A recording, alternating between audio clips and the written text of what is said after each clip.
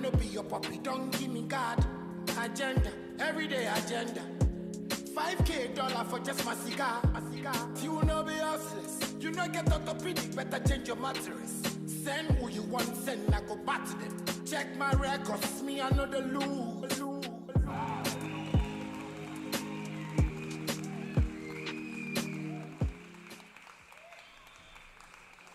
Alrighty, you're welcome to the Next Gen Connect show right here on Z101.9 FM. This show airs every Thursday from 2 p.m. to 3 p.m. and I'll be your co-host. You can call me Jackie. The Professor George Champon sends his greetings. So on our socials, we are ZFM on Instagram, Facebook, and X. We are Z Multimedia on TikTok, and we are ZTV on YouTube. So this show, we mostly have two segments. We have the Bits Bites, where we share opportunities available for the youth. We share recaps from last week, and then we share new opportunities available for this week. And also we have our discussion or interview sessions where we discuss topics like entrepreneurship, youth employability, skills, and so on. We're going to take a spot of music. When we come back, we're going to take the recap for last week's Bits Bites. Alright, you are tuning into Z101.9 FM, and this is the Next Gen Connect show, and I am Jackie. I'm sitting in for the Professor George A. Champon. If you've tuned in, you want to tell your friend to tell another friend to connect, for we have amazing opportunities that are coming your way right here on the show. So we're going to zone into the recap for last week's Bits Bites. First on the list, we have the YE, the Youth Ecopreneur Program 2025 for young green entrepreneurs. And to be eligible for this program, you have to be under the age of 35 before the deadline of the application. You also have to be a founder, a co-founder, or a CEO of your business. Okay, so you have to also be legally registered and run the majority of the business. Some benefits are you get training and e-learning to scale your venture. You get seed funding of up to $100,000 for land restoration cohort, and it's equity free. You get access to a global network and exposure for your business. You also get mentorship, you get personalized coaching and masterclass.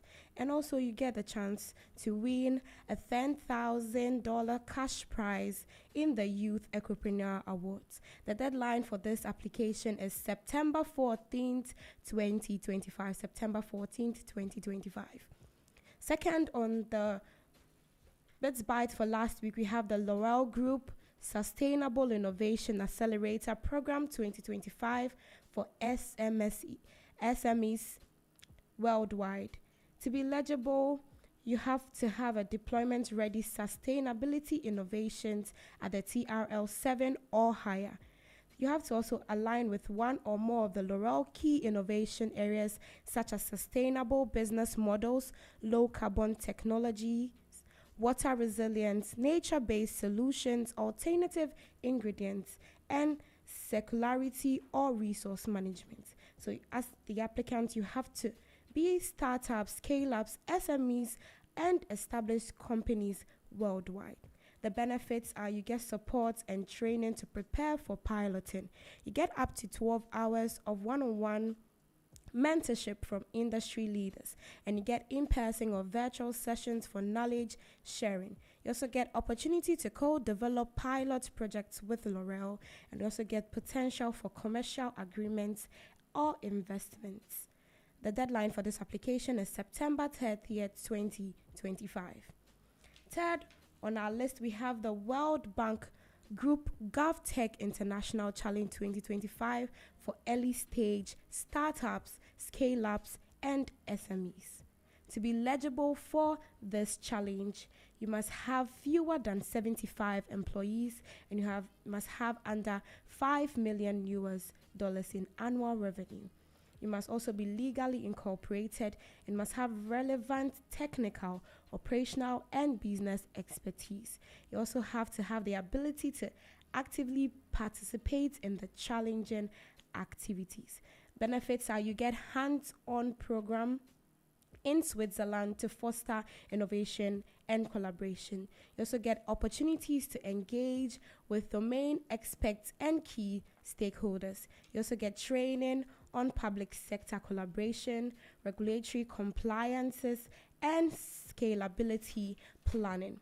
You also get to showcase your innovative solutions to a global audience and get a chance to implement a pilot solution for the Ghana Revenue Administration. The application deadline is September 12, 2025, September 12, 2025. And the last opportunity from last week's Bits Bytes, we have the MEST Africa Challenge for Early Stage Technology Startups. It's a Pan-African pitch competition. To be eligible for this competition, you must be a fintech and related value chain. You must be in the early to grow stage startups with less than 3 years of operation. Also, you must have a monthly recurring revenue of at least $5,000 US with 6 months of recurring revenue. You must cumulatively raise about $1 million US or less. You must also operate in specific African markets like Botswana, Uganda, Mauritius, Seychelles, Kenya, Mozambique, Zambia, and Ghana. You must have a minimum of 2 co-founders or founding team members. You must also have the ability to pitch in English, and you must be registered as a Delaware C Corp or in a neutral jurisdiction. Some benefits are winners receive investments and access to MEST portfolio resources. They get to showcase their innovative solutions to top investors and corporates. They also get to build strategic networks and gain exposure. And then finalists receive travel, housing, and transport sponsorship for the finals in Cape Town. The application deadline for this competition is September 26th, 2025. September 26th, 2025. And that's it for last week's recap. We'll take a spot of music. When we return, we're going to take this week's amazing opportunities. Welcome back. You're tuned in to Z101.9 FM, and this is the Next Gen Connect show. So we are going straight into today's opportunities, today's Bits Bytes. First on our list, we have the African Women in Digital Health Mentorship Program. This program aims to foster personal and professional growth, enhancing business, leadership skills, and mental well-being. To be eligible, you have to be between the age of 20 to 25, contributing to strengthening health systems or addressing public health challenges. You must have less than 3 years old or professionals with under 5 years of experience in digital health. So you must have less than 3 years of experience. You must also be interested in digital health with a focus on gender equality and digital health. And some benefits are you get a chance to experience entrepreneurs, investors, and business leaders. That is, you get mentorship opportunities. You also get opportunities to expand professional networks and connect with like-minded women leaders. You get development of pitching skills to secure funding and partnership. You also get to build your self-confidence to lead effectively in the digital health sector. You also get enhancement of communication and leadership skills for career and business growth. The deadline for this application is August 22nd, 2025. You want to log on to www.awidh.org, www.awidh.org. Second on our list, we have the British Council IAU Enterprise and Innovation Challenge 2025. So this is a strategic initiative that is aimed at enhancing the capabilities of higher education institutions in Ghana, Kenya, Nigeria, and South Africa. The program supports the development of long-term partnerships between the UK and sub-Saharan African institutions, focusing on entrepreneurship and innovation. To be eligible, you must be a university lecturer or member of staff based in Ghana, Kenya, Nigeria, and South Africa. You must support final year or recent graduate students to enter the Innovation Challenge. You must also submit proposals that focus on one or more of the following themes, that is digital enterprise, innovative tech solutions addressing local and global challenges. We have green enterprises, that is driving the green economic forward through green entrepreneurship. And the last is social enterprises. So you must have entrepreneurial ventures prioritizing social impact and community needs. The benefits are you get up to 20,000 euros per grant. You get opportunities for long-term partnerships between UK and SSA institutions. You get opportunity for knowledge sharing, that is ongoing exchanges of knowledge, know-how, and practice. You also get support for students to develop job creation entities and sustainable enterprises. The deadline for this application is 26th August 2025. August 26th, 2025. You want to go to www.goingglobalpartnerships.grantplatform.com www.goingglobalpartnerships.grantplatform.com. Third on our list, we have the NBA Africa's Triple Double Accelerator Program 2025 for African startups. So this program is a 10-week accelerator program designed to support early-stage African startups in the sport and creative industries. The program provides AI-first capability building, global mentorship, world-class coaching, and direct access to investors, partners, and funds. So to be eligible, you must have a headquarters in Africa. Your startup must be less than 2 years old, and you must be building in the sport or creative industry. You must be providing tech-enabled solutions with clear market value, proof of concept prototype with potential for profit, inclusivity, and skills. You must have 2 co-founders committed to full-time, that is 40 plus hours per week, and preferably you must be a registered company. Benefits are you get a 10-week mentorship program with the guidance from the NBA Africa. You get ServiceNow, ALX leadership, and other corporate stakeholders. Top 5 winners will receive up to $50,000 in cash and value in kind benefits each. You also get business coaching and advisory from global experts. Brand visibility across the NBA and LX ecosystems are also benefits you are going to receive. You get master classes on AI, product sales, fundraising, and more. You also get networking opportunities with alumni, investors, and clients. You get personalized roadmap to help hit product revenue or investor goals. You also get in-person event in a major African city. You also get a spotlight and a PR at the demo day. The application deadline for this accelerator startup program is August 29th, 2025. August 29th, 2025. You want to go to www.tripledoubleaccelerator.nba.com www.tripledoubleaccelerator.nba.com for more information and also to apply. Fourth on our list, we have the UG in Carbon Entrepreneurship Program. UG in Carbon Entrepreneurship Program. It offers real-world experience for Ghana's future leaders, focusing on entrepreneurship and innovation in the agri-food sector. This program provides a hands-on experience with leading organizations in Ghana, mentorship, and professional skills development. To be eligible, you must be a registered undergraduate student or alumni from the University of Ghana with any academic disciplines. You must be below the age of 35 years.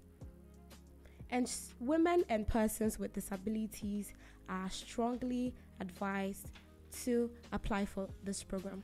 And students from underrepresented groups are also encouraged to apply. The benefits are it's a paid internship, so stipends are provided.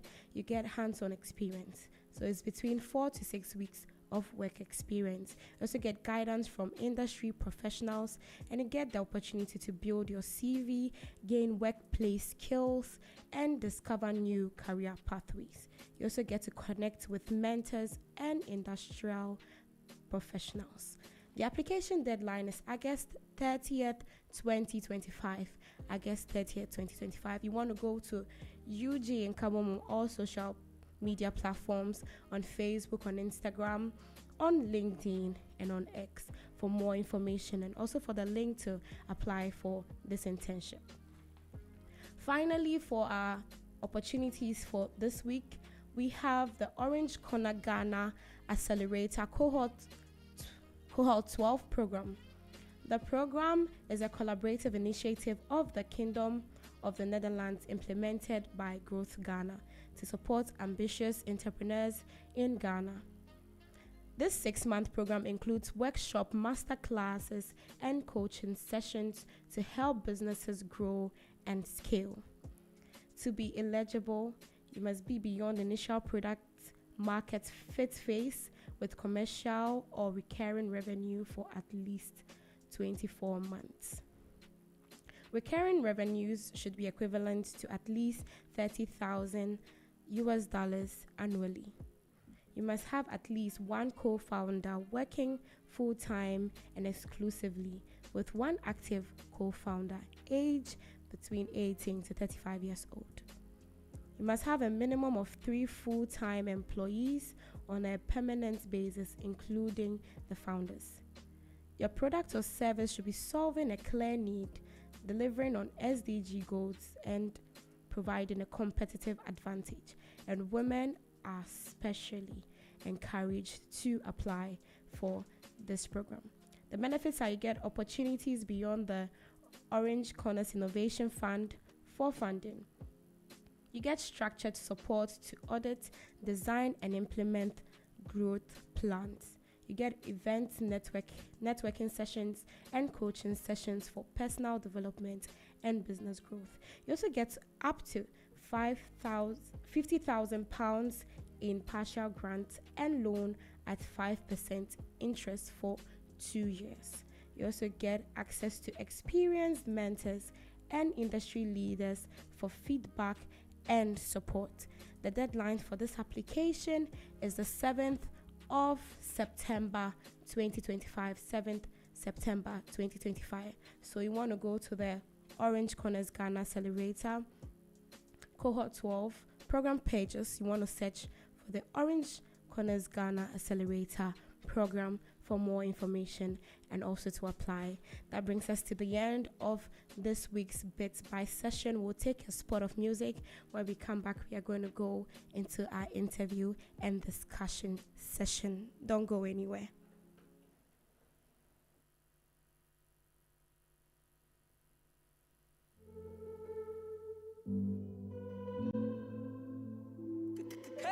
Get on, Dre.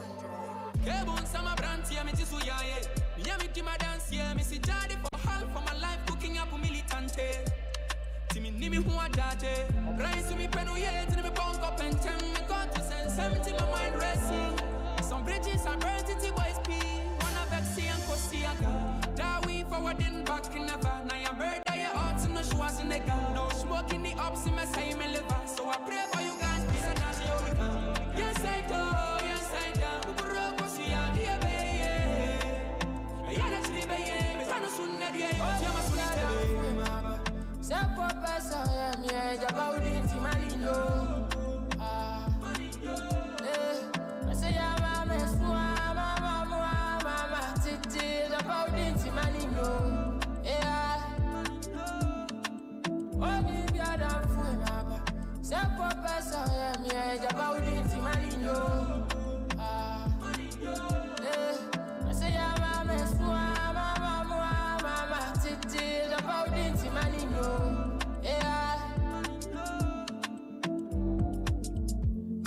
baba.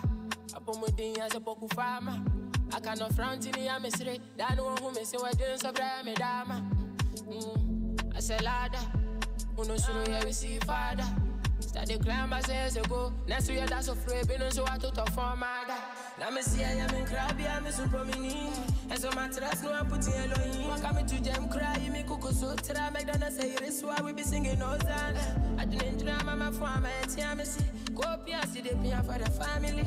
Don't see I know about my bone fear, but nobody don't see I know I try to Simple person, yeah, about it, money,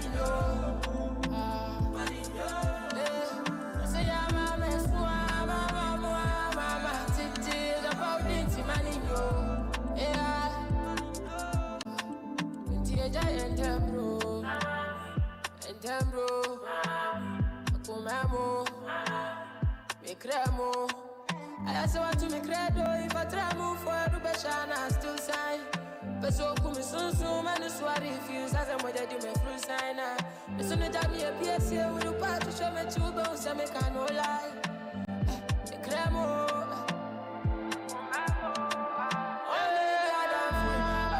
Simple person, yeah, about it, money, yo. I say, I'm about it, money, yo. Yeah. Only me a done for my back. Simple person, yeah, about it, money, yo. I say, I'm here, mama,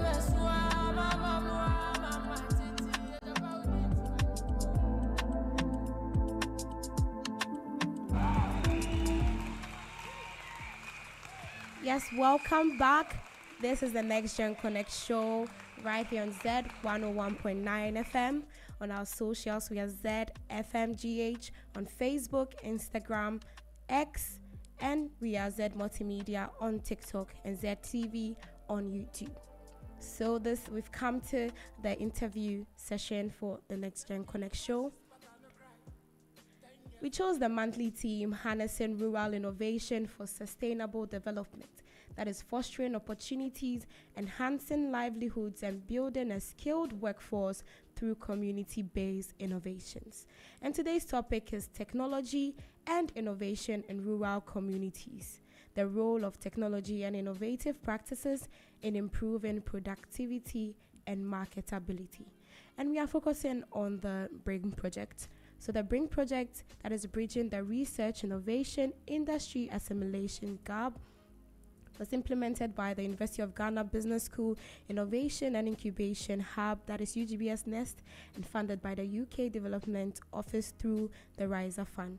It aims to strengthen the capacity of rural small enterprises in Ghana by facilitating the adoption of process enhancement innovation derived from research and technology.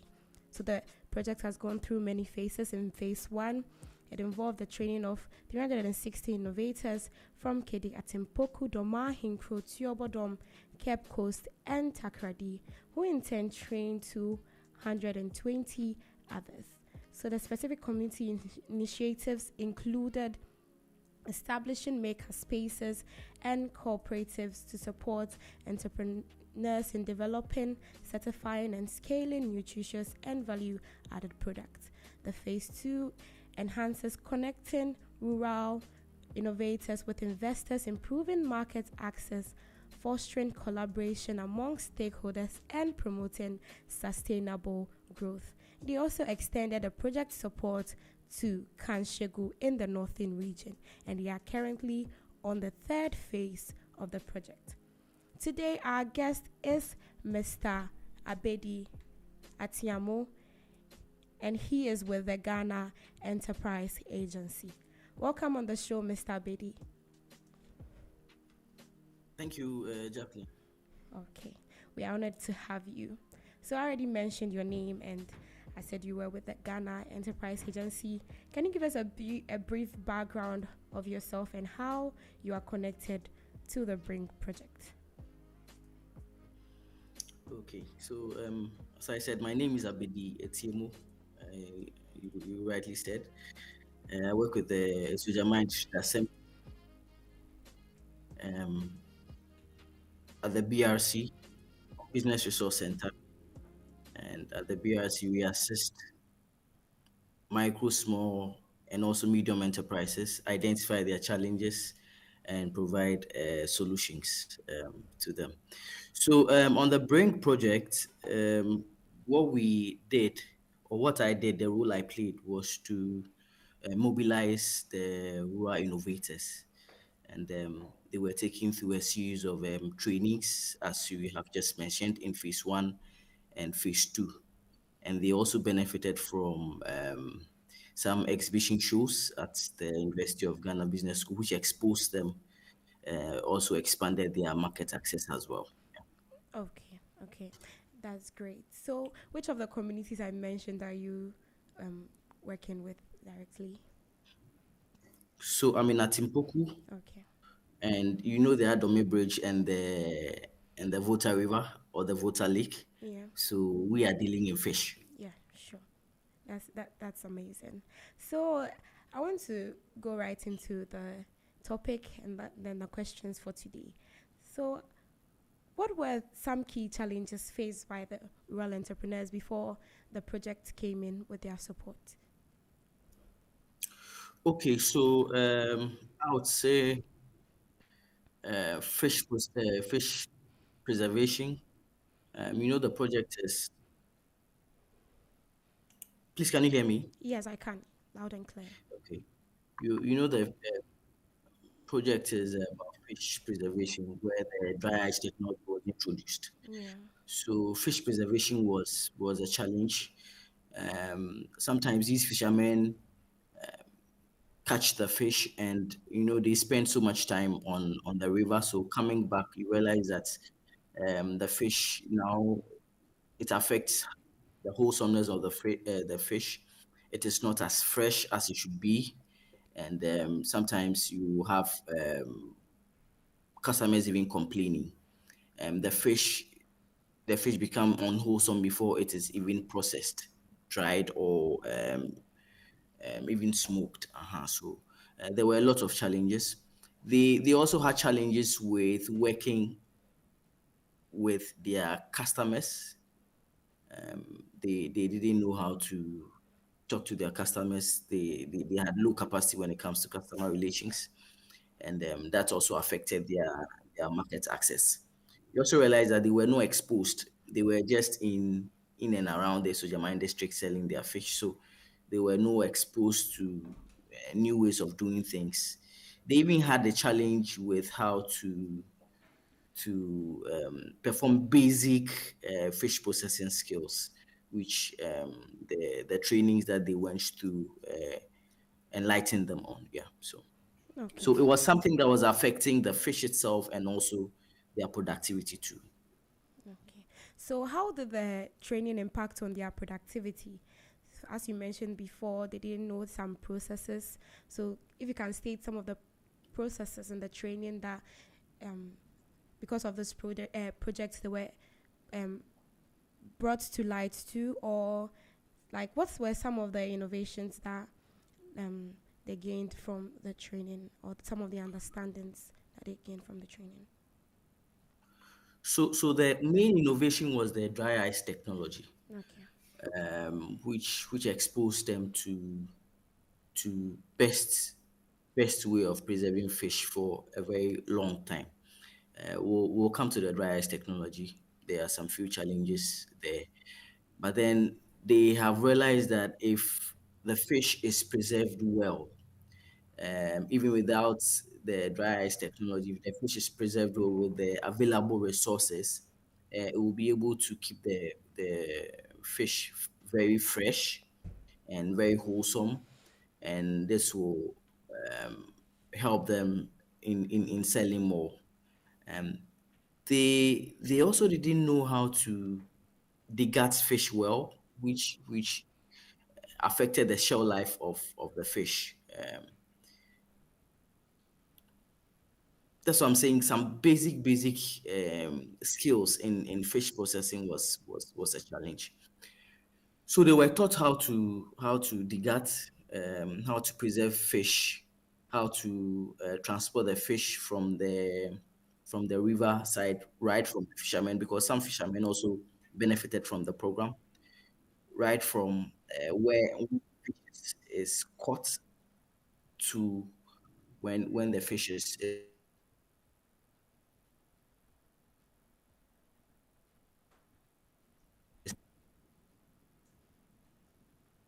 Okay.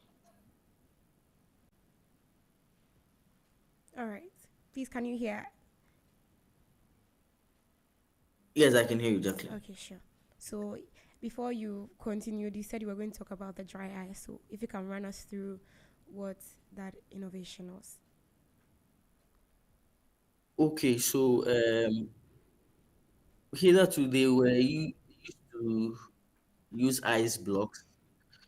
Um, you know, the ice block melts, so it makes the fish foggy, and it doesn't preserve the fish for a very long time. But the dry ice,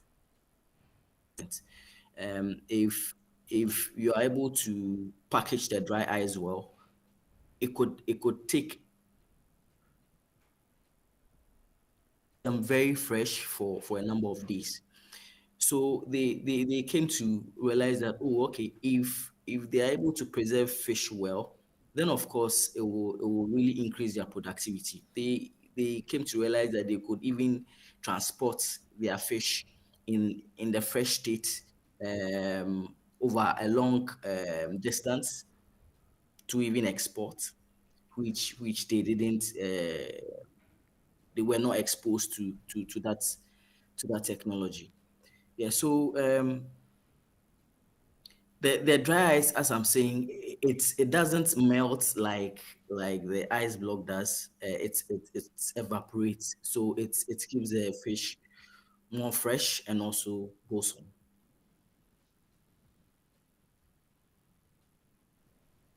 Okay, okay, amazing. So with that dry ice, how did the community receive the idea? How did they receive the innovation? Did they take it like, oh, it's norm as something normal and they are going to take part in the training, or they had some consent about it? How was the participation, and how did the people um, accommodate this new idea? So it was a new technology. Um, they had not seen that before, but they realized that if they incorporate it into their business activity, it will really help them. Um, the unfortunate thing is that it is not easy to come by. It's not available, and it's expensive as well. But as I'm saying, um, irrespective of its unavailability, they have realized that if they're able to preserve the fish well, it makes the fish wholesome. Um, it makes the fish fresh. They will be able to sell more to to people. They'll be able to expand their market access because the fish is more fresh, and that is the number one thing that most fish eaters look out for. Yeah. So I would say that they have really embraced the technology because they know that it will help their business. Just that it's not available. It's also expensive. All right, all right. Okay, great. So on this show, we target mostly the youth. We bring them new opportunities and also skills available for them to set them up for the job market. So in relation to rural innovation, what do you think, like um, projects like Brink, how can they support the youth in acquiring and promoting technology and innovations within their communities? Okay, so some some youth benefited from the training, and they came to realize that fish processing is not just a means to an end business that their parents are engaged in. They realize that it is a business that could really make impact. They could use that as an avenue to make impact in their lives and also in the communities. Um, Currently, some of them are exploring some ways as well they could use the dry ice technology, as I said. As I indicated, when you package the fish well, when you package the dry ice in a container very well, you could transport fresh fish over a number of days, and it will still be kept wholesome. So they are exploring these avenues as to how they will be able to expand their market access. They have also realized that if they are able to build their capacity just as their training did, and they are able to apply whatever they learn in the building in building their capacity course, they will be able to um, transform whatever business they are doing with the skills they have acquired. And some are doing amazing. Some are helping their parents to now um, sell processed fish in other markets that they were initially not doing. Some also have benefited from some training programs where their capacity was also built in the area of marketing, customer relations, and at the UGBS Innovation Hub. And they are taking back this knowledge that they learned back to their businesses that they are doing with their parents, and they are very grateful for this opportunity. Yeah. Okay, great. That is great. So, as you're saying, they should get more involved in trainings to build upon their capacities, and also the um, fishing market is vast. There's sales, there's customer relation. It's not only going to catch the fish and then processing it. There are other opportunities available in the fish market, so they should take hold of such opportunities. That's great. So, in your view, what is the potential for scaling up technological innovation in rural communities? What is the potential to boost economic growth in Ghana? I think it is huge. With the advent of social media, now you can be in Atimpuku and even sell fish to customers in the Western world, in China. And the benchmark is it has to be wholesome and it has to be healthy. So they are leveraging on these are avenues be leveraged on to expand the productivity or yes, activity of one's business. So I think um, yes, they are now embracing technology. They are now embracing new skills that are coming up because they believe that it is something that could positively impact their businesses. So I think the potential is huge. Yeah. And bring has been a major platform champion in this.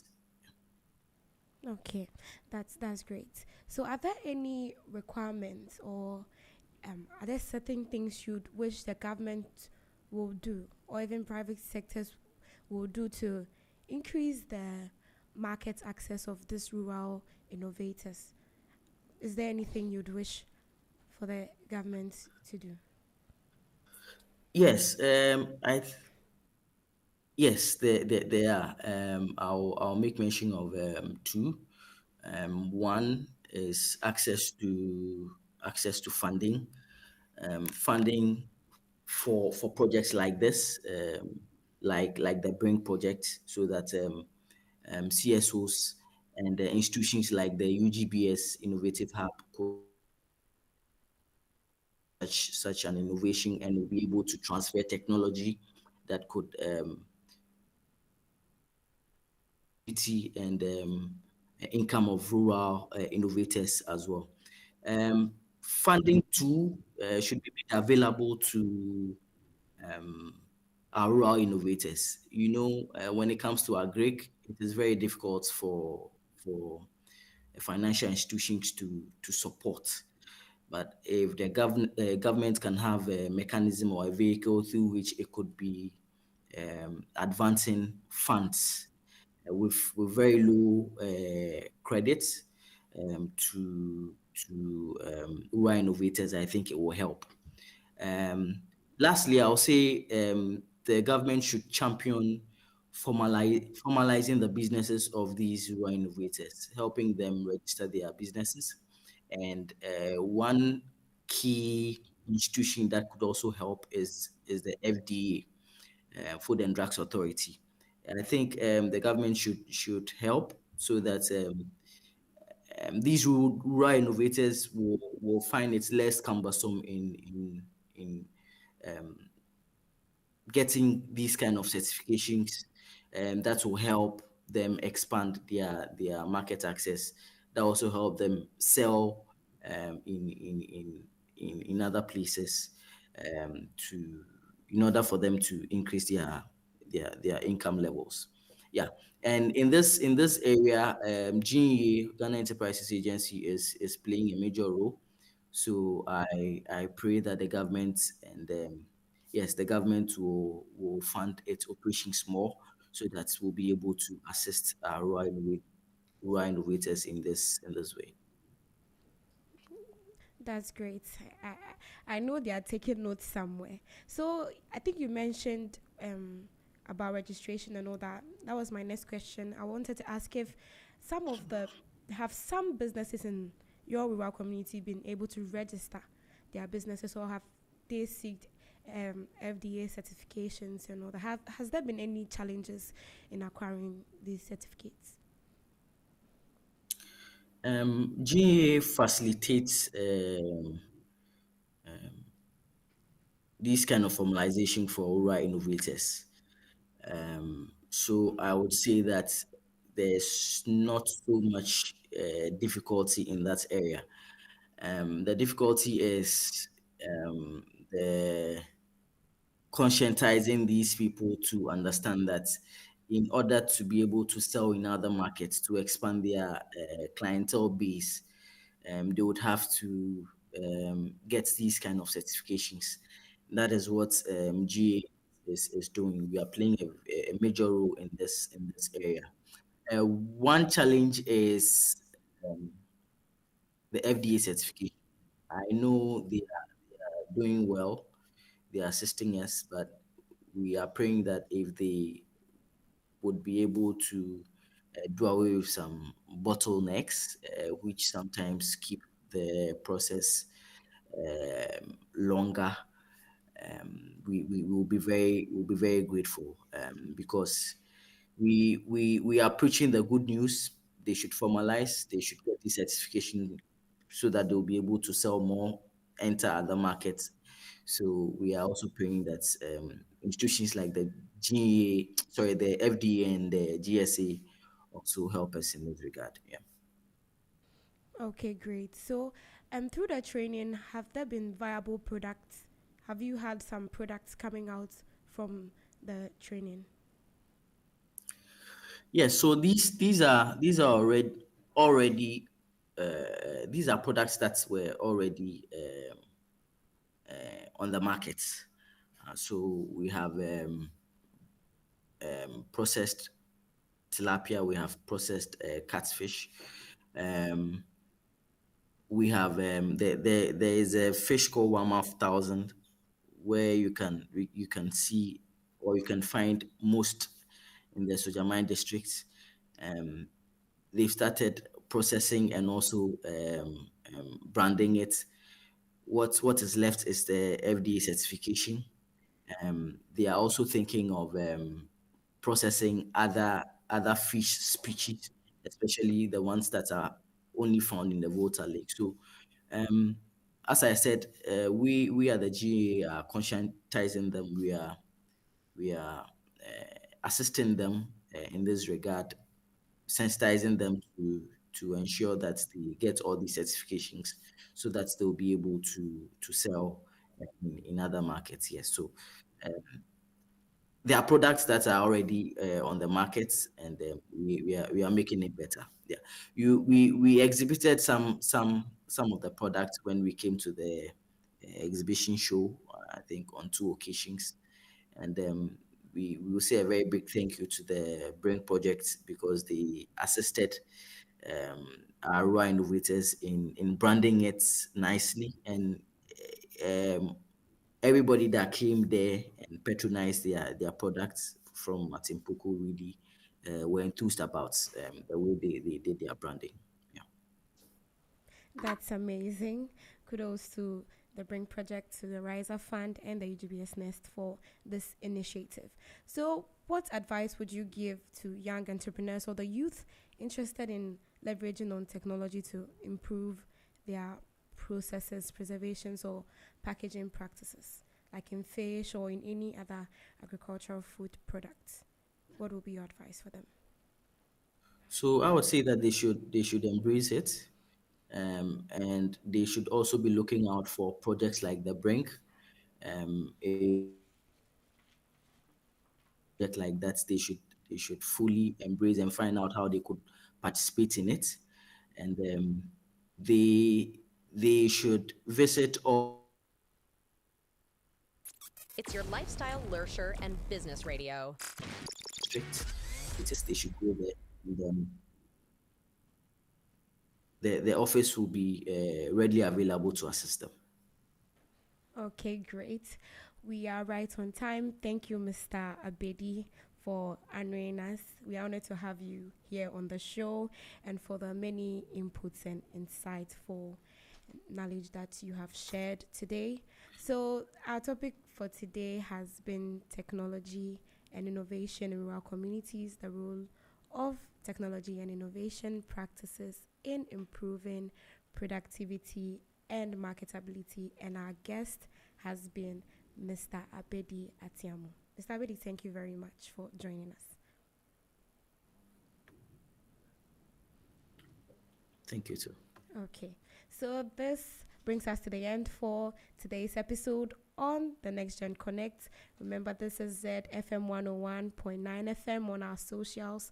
We are ZFMGH on Facebook, Instagram, and X. We are Z Multimedia on TikTok and ZTV on YouTube. I've been your host, Jacqueline, and we'll see you next Thursday right here on Z 101.9 FM. It's a wrap.